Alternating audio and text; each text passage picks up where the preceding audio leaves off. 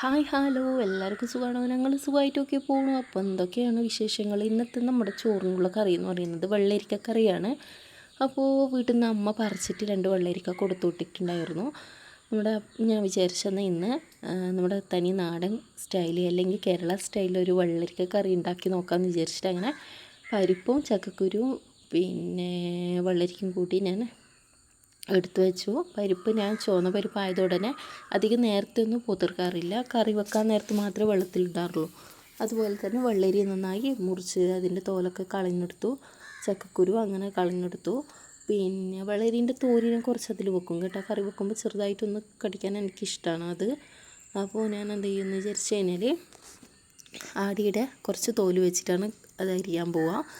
പിന്നെ അപ്പോൾ നമ്മുടെ കറീൻ്റെ ഇതൊക്കെ സെറ്റാക്കി എടുത്തിട്ടുണ്ട്. ഇതിൻ്റെ പകുതി വെള്ളരിക്കന്നെ തലേന്ന് പിന്നെ കൊണ്ടുവന്ന് അന്ന് പുളിങ്കറി ആക്കാൻ എടുത്തിട്ടുണ്ടായിരുന്നു. അപ്പോൾ കുറച്ച് വണ്ണുള്ള വെള്ളരി ആയതുകൊണ്ട് തന്നെ നമുക്ക് പകുതി എടുത്തു കഴിഞ്ഞാൽ തന്നെ 2 നേരത്തേക്കുള്ള കറിക്കുള്ളതാവും. അതുകൊണ്ട് പിന്നെ അതിൻ്റെ ബാക്കിയുള്ളതാണ് ഇന്ന് കറിക്ക് ഉപയോഗിക്കുന്നത്.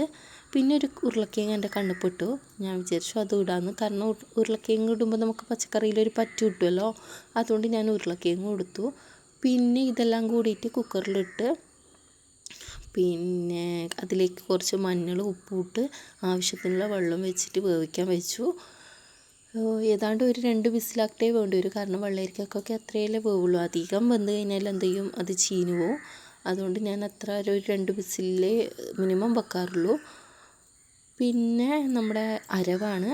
അരവെന്ന് പറയുമ്പോൾ തേങ്ങയിലേക്ക് നമ്മൾ മെയിനായിട്ട് ചേർക്കുന്നത് മുളകും ഒരു പേരിനെ മുളക് ഇടുള്ളൂ. മഞ്ഞളിനെയാണ് കൂടുതലിടുന്നത്.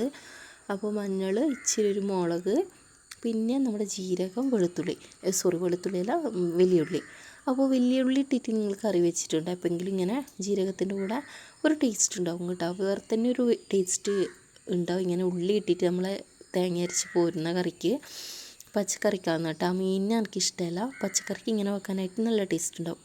അപ്പോൾ തിളച്ച് നമ്മുടെ വിസിലൊക്കെ പോയതിന് ശേഷം ചെറുതായി ഒന്ന് അതിൻ്റെ വെള്ളം വറ്റിച്ചിട്ട് അരവ് നമ്മൾ അതിലേക്ക് ചേർക്കുക, തിളപ്പിച്ചെടുക്കുക. പിന്നെ കടുകും നെയ്യും വറുത്തിടുക.